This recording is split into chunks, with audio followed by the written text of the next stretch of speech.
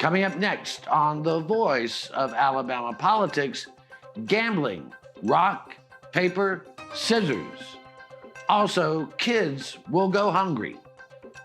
And the legislature expands Don't Say Gay.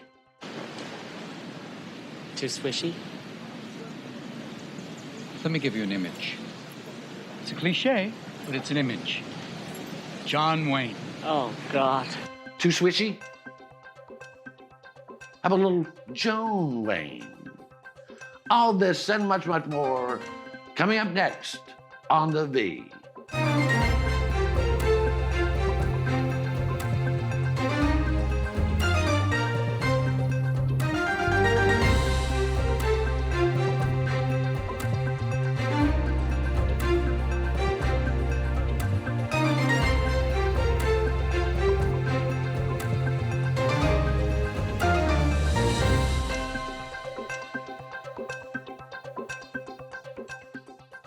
Welcome to The Voice of Alabama Politics, where we tackle the tough issues so you have the hard facts.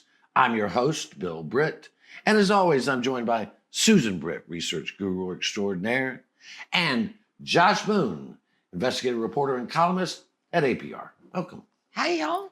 Hey, y'all. Well, we are getting towards the end of the end. You know, there's Thank God. just a few days left, and Thank God. People will be able to look back on the carnage that was. This past week, this session has been a lot about sex. They are very concerned about sex. And I was mentioning to somebody the other day that there's a lot of these people that really get so concerned about sex, either look like they've never had any or like they're, just some weird. That they've got some kids in the basement or something. Yeah. Anyway, but that aside, they passed an extended version of Don't Say Gay. We couldn't say gay in elementary school, and now we can't say gay in middle school. They wanted to make it all the way through high school. But see, because they don't understand that 13, 14, 15-year-olds, they don't need you to tell them about gay. Mm-hmm. They don't need you to tell them about sex. No. They need you to give them proper instruction about it. But rather than do that, we're just going to say, we're not going to talk about it. The idea here is to discuss it with children, so that they understand what's going on or understand what a word means. If you just sweep it under the rug over here, it just makes them more curious. Right. I mean, I had the fortune of escaping public schools early on.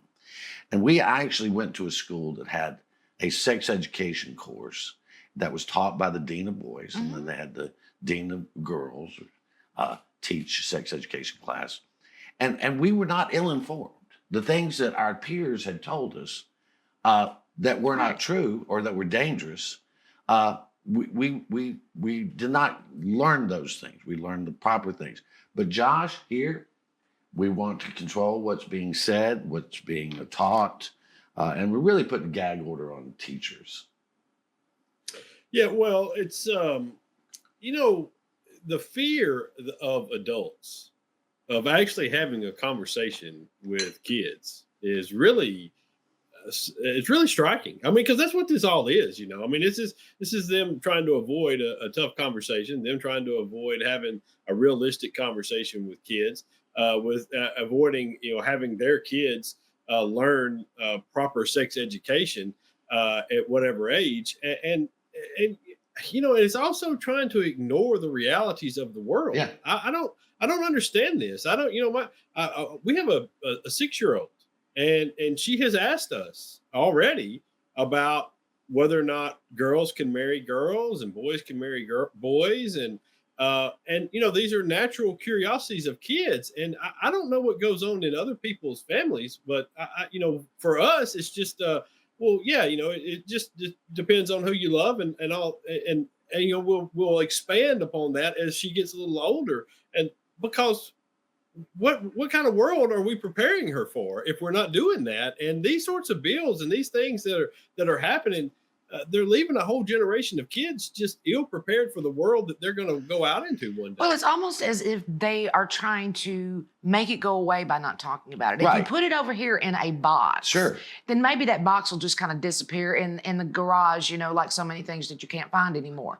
It's like your great aunt and her girlfriend. Well, they call her great aunt, her roommate. Yes, Right. Her roommate. best friend from college. Right, You know, exactly. I mean, I had one of those great aunts. They were old maids. That's what they two called them, maids was old living maids. together, Old maids and confirmed It's just- bachelors, I mean, right? honestly, it's almost like they feel icky about a conversation or whatever, or that makes them uncomfortable.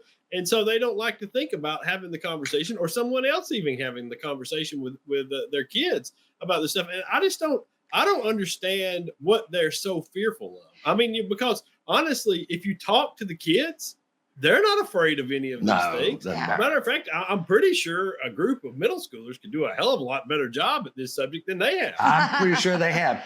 But on the one hand, we are so concerned in the legislature about Mhm. what we can and cannot teach children. But what we're not concerned about, what they're not concerned about, is feeding them, Susan. Right. There is an opportunity for an EBT program to exist during the summer for children who depend on school lunches to be able to eat. Okay. We're talking about 500,000 children in Alabama. That's 1 in 4 children. Now, what we're talking about is as simple as a $15 million investment By the state. by the state, which the feds will come in and foot the bills for the program for these children to be able to eat this summer.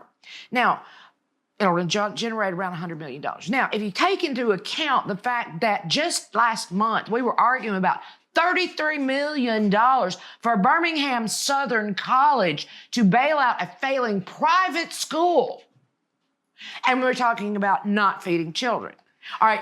And on top of that, you're worried about, thus don't say gay. You're worried about protect them in the library, but you don't want to feed a hungry child? What's wrong with you? I mean, What is wrong with this? it is just unconscionable. When we asked Governor Kay Ivey's office about why they didn't fund it in 2024, her office said that the legislature, it was an oversight and they did not fund the program. Yeah, it's, man, honestly, this is the same group of lawmakers that just took $100 million out of the education budget for public schools to give to rich families to send their kids to private schools. Okay.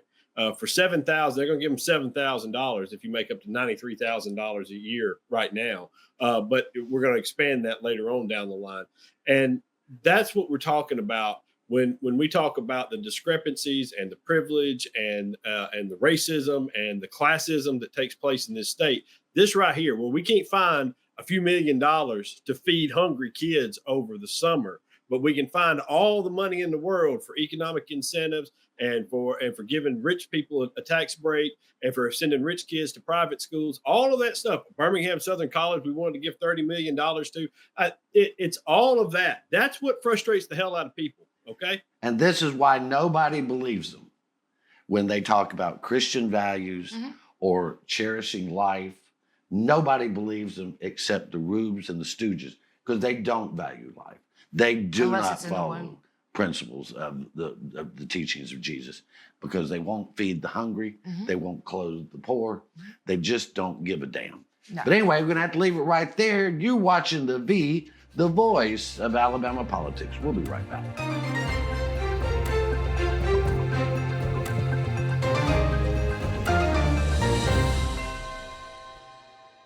Your home is your most valuable asset.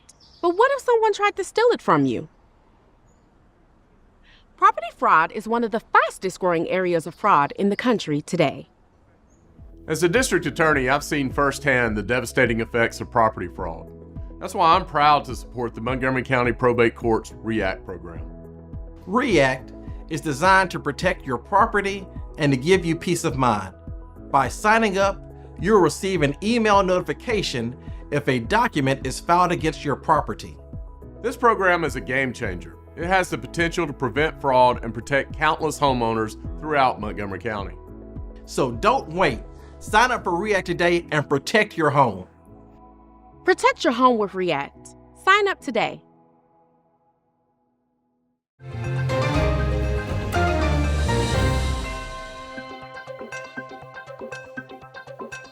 Welcome back to the voice of Alabama politics. I wish we could do what we're getting ready to do every week. It would be fun. What we're going to do in this segment is we're going to talk about the smartest politician of the week. And then we're going to talk about the dumbest politician of the week. The reason we can't do this every week is because we can't find 52 smart politicians. Hell, I'm surprised we found one. Well, I'm just saying for the week. I'm not saying Okay. that this happens all the time. Just saying it happens for the week. What happened? They passed this bill, Senate Bill 129, that says you can no longer have government funding any DEI initiatives. Well, that 18, 14, 19, 20, 21 bunch of frauds over there called Craig Ford. That was her first And they mistake. said, well, aren't you going to have to get rid of your DEI person? Because Craig Ford is the mayor of Gadsden, former legislator. He's the mayor of Gadsden. He's the first one who installed in Gadsden a DEI officer. And they called him up and said, you're not going to be able to have that because of this law. He said, let me paraphrase Rhett Butler. Frankly, I don't give a damn about that law. And Craig then went on to explain to him that DEI in Gadsden means helping disabled veterans, helping poor children, helping people that are underprivileged, that is helping people in the community. And he said, any lawmaker wants to challenge me on this, tell them to bring their butt up to Etowah County, come to Gadsden, I'll have the cameras rolling. Yes, he did. And he means it too. Do not underestimate Craig Ford because he will absolutely do it. He will stand up and always has stood up for the people in his community, whether he was in Montgomery as a legislator or whether he's here as the mayor of Gadsden. He is going to stand with the people. He's always done that. He always will. And like I told him, I said, just invite him on up, oh boy. Tell him come on up here to Etowah County. We'll show him how it's done. There's no problem with that. I mean, Josh, the fact that a sitting mayor of a larger city here would dare go on and tell them to basically, I don't care what your law says. It doesn't apply to me.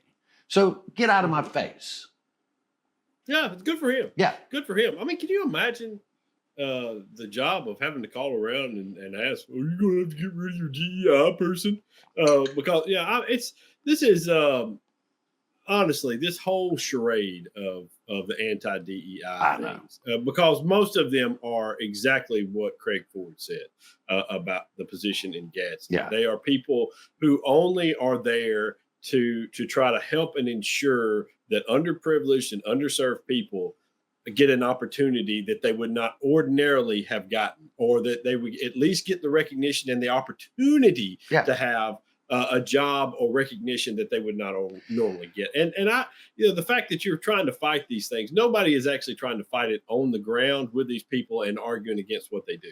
And and one of the interesting parts of this is that actually these calls are coming from this 1819 news, which is the biggest phony piece of supposed news in this state. They have received around $4 million in hidden donations to prop up this far right regime. And who gives you $4 million to spew this kind of hate and propaganda? If they were really proud of it, they would release their names. But they didn't intimidate Craig Ford. They do intimidate a bunch of Republicans down in Montgomery, and that's the whole idea. That's one of the reasons Craig got out of Montgomery. That's the whole idea, Josh, is to intimidate these numpties down there who do not have peaches. That's what it's all about.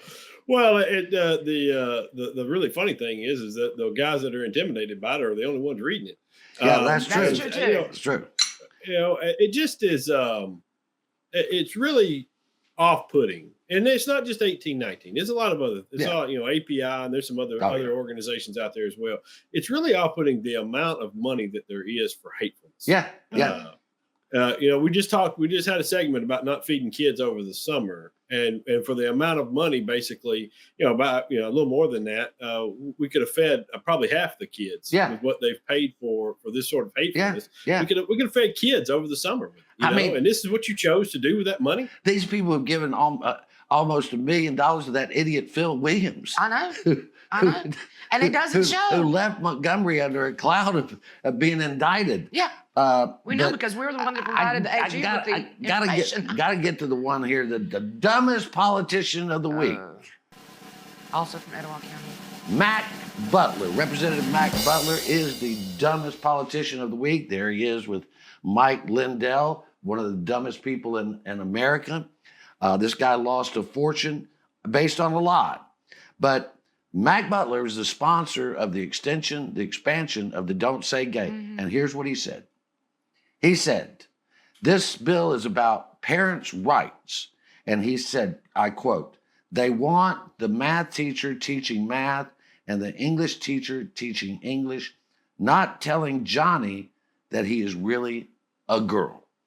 What does he think this is? They have a class in there that is like a conversion camp to keep people from being gay. They're actually teachers are going to draw the children in, sit them down one at a time and say, I'm sorry, Johnny, you're not a boy. Does he really think this? I mean, how stupid do you have to be?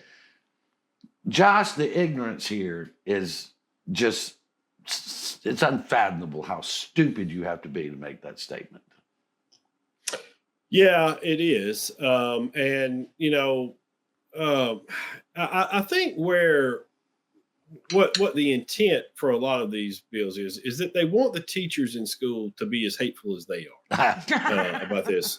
I think that's what the intent here is. It's not so much that they are concerned that they're sitting little Johnny down and telling little Johnny that he's a girl, because everybody knows, even the far right crazies like Mike Butler know that's not really happening. No. But what they're also not doing is they're not sitting little Johnny down and saying, hey, your gay classmate, he's wrong and he's going to hell for that. Yeah. All right. And so they're teaching acceptance, and they're teaching being cordial and friendly and nice and accepting to one another. And that's what they can't stand. Yeah. That's what they fear more than anything else. Yeah. Mm-hmm. Well, and it's sad. Matt Butler is actually a decent human being. He is. I've known Mac Butler for a long time. And he's not as stupid as he portrays himself to be with this kind of thing. But this is just embarrassing for himself, for his family. And for the people he represents here in Etowah County, thank you. He should be ashamed of himself. But there you go. Craig Ford, smartest politician of the week. Mac Butler, dumb. All right. You're watching The V. We'll be right back.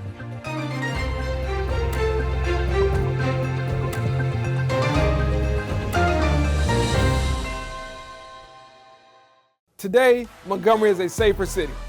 It's time to shift the narrative and take control of our future. We're reopening community centers, remediating blight, and revitalizing neighborhoods across the city. And we're unleashing new opportunities. Over the past year, companies have invested a record-setting $2 billion in Montgomery and created 2,000 jobs. This is a new Montgomery. And together, we're reimagining the possibilities.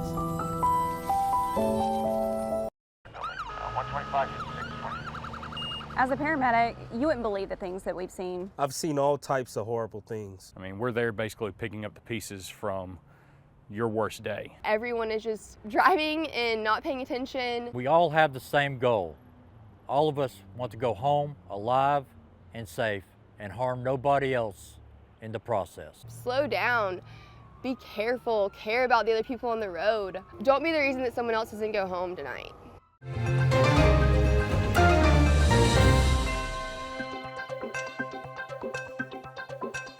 Welcome back to The V, the voice of Alabama politics. We have a thing in the United States called the Constitution. And while most people acknowledge that it exists, few politicians want to acknowledge what it says, unless it suits their purposes. Now, right before the primary runoff, Caroline Dobson, who is now the Republican nominee for Congressional District 2, was in a debate with Dick Brubaker, who lost that race. And she said that her idea was to close the border to Mexico and to deport all illegal aliens, as she referred to them, all illegals, and their children who were born here in the United States. Susan, there's a problem with that because under the 14th Amendment, anyone is what it says, anyone naturalized or born in the United States is a citizen of the United States or in the state in which they reside. Very clear, very simple, anyone. But Caroline Dobbs thought that this should not be true. And there are many Republicans who wanted to do away with birthright citizenship, and they don't even understand where it came from. It came post-slavery because they were trying to figure out how to make former slaves actual citizens. Well, their parents weren't born here, maybe, but they were born here. And that was how they defined that in the 14th Amendment. Now, I don't know if she's ever read the Constitution, but it's pretty clear, like you said, anyone. That means anybody born here, including myself. If you could deport me because I'm a daughter of immigrants, way back several generations. Yeah. But heck, that would apply to me. But Josh, these talking points, these hateful talking points, are no more than just that. Because the Heritage Foundation says that the 14th Amendment doesn't mean what it says. But, you can always argue that people, that things. But since the Civil War was ended and the 14th Amendment passed, there's been no question. They have questioned this about 3 or 4 times. Every time the Supreme Court has said, if you're born here, you're a citizen. Mm-hmm. Yeah. Well, I heard what you said about the Constitution, and that a lot of people either don't read it or they only use it when it fits their needs. And I can't help but notice that they also treat the Bible that way as well. That's true. Yes. Caroline Dobson is not a stupid person. No, she went to Harvard graduated from Baylor Law School. She's read the Constitution. She knows what it says. She's saying these awful things to get votes from awful people.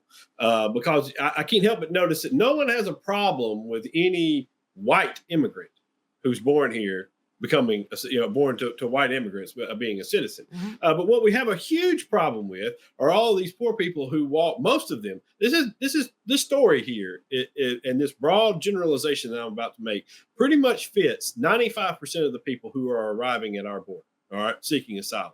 They have traveled hundreds, if not thousands, of miles. By walking and riding on buses and by whatever means. They are carrying with them their children and all of their worldly possessions because they are fearful for their lives and fearful for their children's lives and their futures. And they are seeking desperately to have some hope for their future. And they show up into America only wanting to work for what they earn and take only what they can earn from us. They don't want anything from you. I know we give them things to make sure that they're comfortable and whatnot, but that's what we do because we've based a lot of our laws on the Christian faith, from what I understand. And if you've read the book, they're pretty explicit about what you're supposed to do. Yeah, that. You mean like feed people, clothe people, give people shelter when you can? Well, this thing Good is Samaritan kind of. Yeah. They could have settled this thing this year in Congress. They could have done a lot of great fixes on the border. The problem is that big business does not want to close the border because they need the workers. Of course. The Republicans don't want to close the border because then they would have no issue to run on. Yeah, they ran out of the abortion issue already. Well, again, if you fix the problem, you can't point to the problem and say, I'll fix it. They have not seriously addressed the problem of migrants in this country since Ronald Reagan was president, in which he granted immunity to some 13 million people who were here undocumented because he knew there was no way to solve the problem. Right. Other than, and the people in big business and construction and service industry, they all want cheap labor. And these people are willing to be cheap labor so that their children can be teachers and doctors and lawyers. Mm-hmm. They're going to work hard so their children have a better future. And they fuel our economy. Yeah. You know, without these migrant workers, our economy would be crap. Yep. Well, I want to get to this next subject, and we left it to last because it's the most confusing mess I've ever seen. Josh, I think you referred to this gaming situation as rock, paper, scissors. You know, we go into a casino, and instead of the one-armed bandits or the card games, they got rock, paper, scissors for money. And that's what we're facing here with the gambling bill, right? Well, that's what. Yeah, that's the bill that we had before. I don't know if anybody really knows exactly where things are at this particular point in this negotiation for this thing. But yeah, we left out of the House with a really good bill. We got to the Senate. They stripped everything out and basically wanted to give us the casinos from the off-strip places from Vegas Vacation that Chevy Chase went to, where they were betting on rock, paper, scissors, and the other stuff. And so I don't really know where we're back to now. I think there is some hope there that maybe we can get some things straightened out. But what we've got is really kind of pointless in the Senate bill. And honestly, I don't know if I wouldn't be for just scrapping the thing if that's what they're going to come out with, instead of doing the right thing and actually giving us the stuff that the people want, and pay for healthcare expansion and college scholarships and some of the other things that we can do with the casinos that we're going to have. Yeah. And the problem is the only reason we do not have a decent gaming bill right now is because of special interests like the Alabama Policy Institute and Alpha Insurance have joined forces with the illegal gamblers. I'm not saying they're directly working with them, but they have the same track as the illegal gamblers in this state and the out-of-state gamblers. You know, they want to all keep this bill from going through. Last word, Susan. Yeah, they do, because there's too much money in it for them. Yep. Too much money in it. Let the people vote. Anyway, you've been watching the voice of Alabama politics. You watch us because we watch them.